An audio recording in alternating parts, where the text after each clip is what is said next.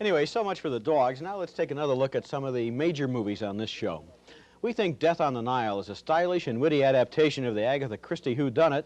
Both Gene and I like it, and that's why it says yes next to both of our names. We recommend you see this movie. Neither one of us thinks much of Farrah Fawcett Major's movie debut and the dreary murder mystery Somebody Killed Her Husband, and so we both say no to that one. We don't recommend it. We both admire Woody Allen's intense psychological drama Interiors. Gene has reservations about the first half of the picture, but I think it's one of the best films of the year. But we both say no to The Boys from Brazil, the ridiculous Nazi thriller starring Gregory Peck and Laurence Olivier. And we disagree about Robert Altman's A Wedding. I love the social satire. Gene thinks it's silly and gives it a resounding no. We think Who is Killing the Great Chefs of Europe is a delightful comedy starring Robert Morley as a priggish and piggish gourmet. Both Roger and I like it a lot. That's why it says yes next to both of our names. We recommend you see this movie. And we both say yes to Days of Heaven, a hauntingly beautiful film about migrant farm workers before the First World War. Girlfriends gets our recommendation too. Roger likes its realism and sense of humor. I don't think it's enough about Girlfriends. The Big Fix starring Richard Dreyfuss gets a split decision. Roger gives it a yes. I think it's too preachy, and I give it a no. I don't recommend you see The Big Fix. Both Roger and I say yes to The Wiz. Diana Ross is just great in it. Gene and I disagreed about Comes a Horseman, the new Western with Jane Fonda and James Caan. We both thought it was an intelligent, sensitive attempt at a modern Western, but Gene thought it worked and I didn't. So Gene gives it a yes and I give it a no. Gene recommends you see it. I don't. Midnight Express was a thriller about a young American in a Turkish prison. I liked it. I thought it was effective in its violent brutality, but Gene thought it played too loose with the facts, and so he gives it a no. We also split on Magic, the thriller starring Anthony Hopkins as a psychotic magician. Gene thought it was one of the best thrillers of recent years and gives it a yes. I thought it was all too predictable. Paradise Alley gets a yes from both of us. We thought the ending was weak, but we liked Sylvester Stallone's juicy portrait of a young man growing up in Hell's Kitchen. We disagreed again on Watership Down. Gene liked the animated film about some very human rabbits. I liked the rabbits, but not the animation. Both Roger and I thought that The Wild Geese, with Richard Burton as a mercenary, was one of the worst films of the year. That's why there's a no next to both of our names. We didn't like it. We don't recommend you see it. We both have less severe objections to A Dream of Passion with Melina Mercouri. Good acting in a confused story. Nevertheless, we give it a no. As for the Osmonds movie debut, well, sorry, Donnie and Marie, we think you need a more mature script, maybe something written by a 10-year-old. We give a resounding no to Goin Coconuts. But we both like the sentimental love story, Slow Dancing in the Big City. Even with its cornball ending, we do recommend you see it, yes. And finally, Roger and I are in agreement that the French drama Violette is one of the year's best movies with a superior performance by Isabelle Huppert. We agree that Oliver's Story, which is rated PG, is mostly flat and lifeless, and we can't recommend you go to see it. That's why there's a no under both our names. We sure didn't like Moment by Moment either. John Travolta and Lily Tomlin were shipwrecked by a hopeless script and bad direction. We liked King of the Gypsies, though, and we both recommend this inside look at 3 generations of a colorful and violent American gypsy family. Neither one of us can recommend Force 10 from Navarone.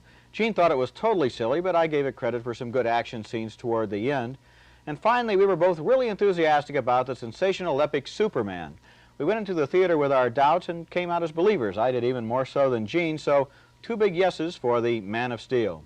Both Roger and I thought Clint Eastwood's Every Which Way But Loose, rated PG, had more dumb moments than funny ones. We can't recommend you see it. That's why there's a no next to both of our names. But we both say yes to the science fiction thriller Invasion of the Body Snatchers, and why not? We're not pod people. We have strong feelings. We recommend you see this movie. A split decision on the bittersweet California Suite. I thought its serious scenes were phony, but Roger liked the serious material and some of the comedy. He gives it a yes. I say no. We agree, however, on Burt Young's Uncle Joe Shannon. I thought it was an overwrought sob sister mess. Roger thought it was at least a good try, but still, we both say no. And of course, a pair of yeses to Pinocchio, the marvelous 1940 Walt Disney film now replaying at a theater near you. And if I could wish upon a star, Roger, I think what I would wish for is better holiday movies next year. This year's crop was pretty bad. You're right, Gene. There were 4 or 5 good pictures. The rest were disappointing. It's been a bad Christmas season for the movies. Ice Castles, rated PG, was a slippery romance about a figure skater. Gene thought it was cornball. I thought the performances were mostly good, but we both gave it a no vote. We can't recommend you see it. We had a split decision on Same Time Next Year. I liked it, especially the chemistry between Ellen Burstyn and Alan Alda. Gene thought it was another bad, talky screen version of a play. I say yes, Gene says no. Caravans was a film we both thought got lost in the desert, so 2 no's for that one. But we had another split decision on Movie. Gene loved it and gives it a big yes. I thought the parody wore thin toward the end, and I gave it a fairly reluctant no. We both say yes, though, to American Graffiti, the 1973 hit movie that'll be telecast Sunday, February 18th on NBC TV at 8 p.m. Eastern Time. Roger and I differed in our opinions about The Great Train Robbery with Sean Connery. Roger liked the PG-rated film. He recommends you see it. I thought the picture had more style than real adventure, so I say no. We agree, however, that George C. Scott gives a riveting performance in Hardcore, a rough R-rated film about old and new values. We both say strongly yes to Hardcore. We both agree that Robert Altman's new movie Quintet with Paul Newman is a mystifying, futuristic mess. A double no for that. We both agree that The Brink's Job is a well-made caper film with wonderful character acting and contagious good humor. And we also agree that the New York City gang fight film The Warriors is destroyed by overwrought symbolism and is more laughable than frightening. Neither one of us liked the tedious slapstick of Walt Disney's G-rated North Avenue Irregulars, so we both voted no. We can't recommend you see this film. We also gave a double no to The Last Wave, a thriller from Australia that was exciting, but only in its first hour. We split on Agatha, the mystery about the 11 missing days in the life of Agatha Christie. Gene loved it. Yes, I did. Okay, I thought it was lifeless and slow, and we had a closer split, though, on Norma Ray. Gene couldn't quite buy it. I could. He thought it was contrived, but we both thought, actually, it had a good heart and an excellent performance by Sally Field.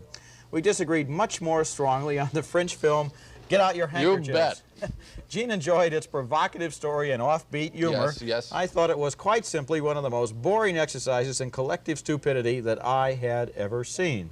I think I heard you the first time. Okay. Both Gene and I enjoyed the nuclear power plant thriller, The China Syndrome, rated R. There's a yes next to both of our names because we both recommend you see it.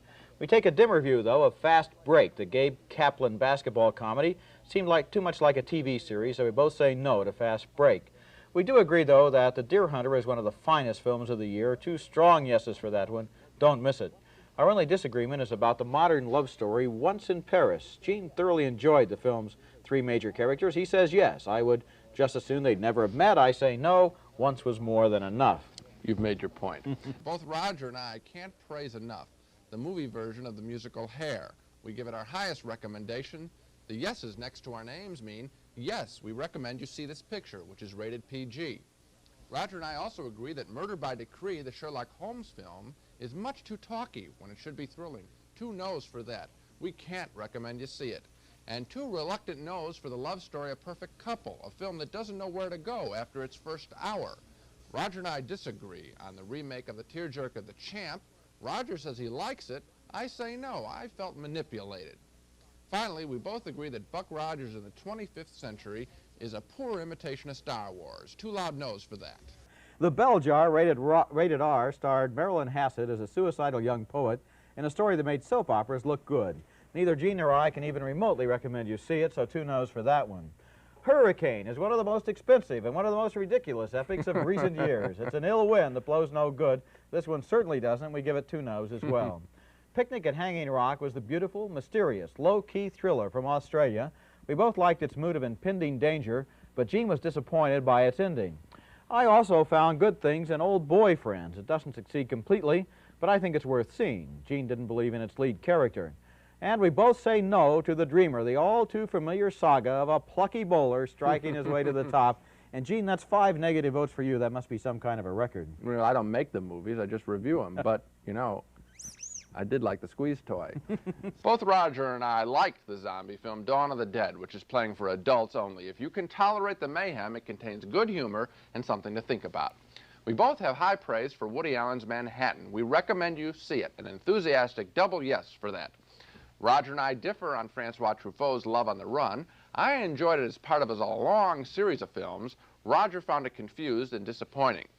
We're in agreement on the World War II love story, Hanover Street. We were both struck dumb at the hundreds of cliches in this picture. 2 no's for Hanover Street.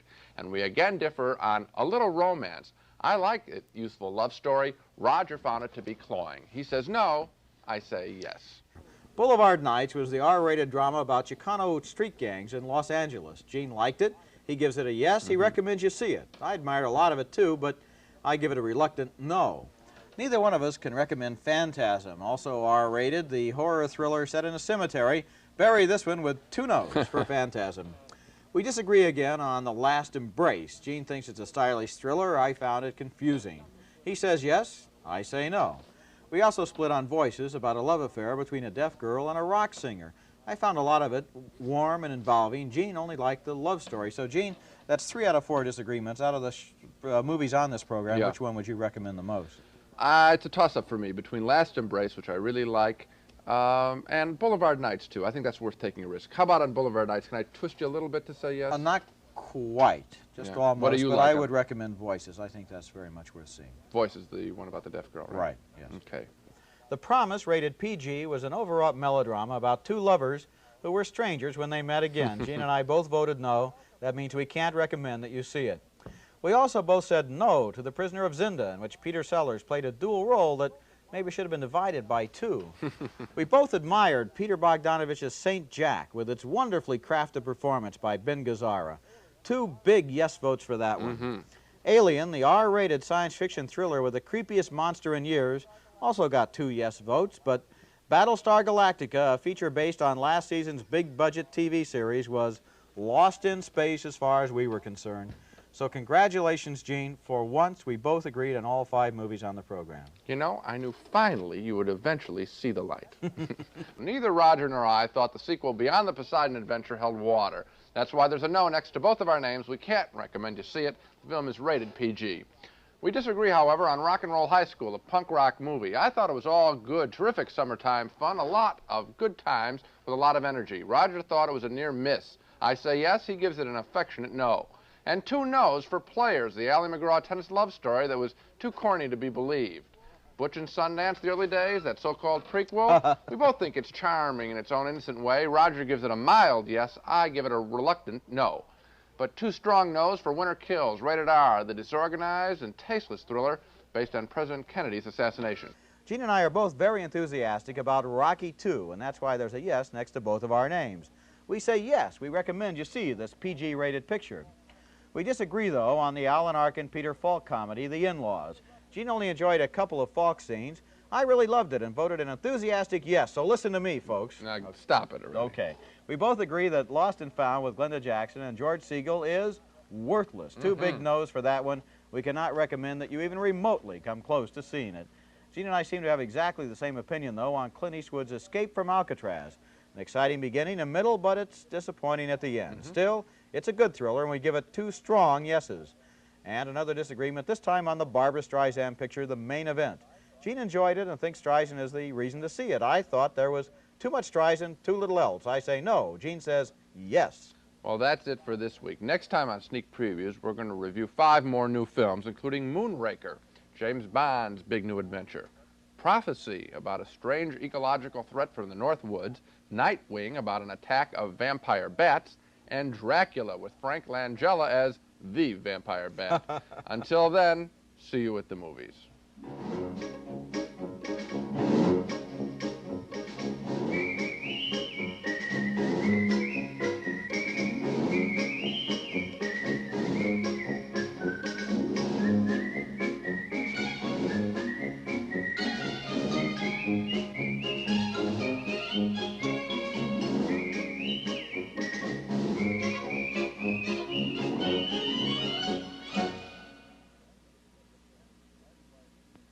Funding for this program is provided by this station and by other public television stations.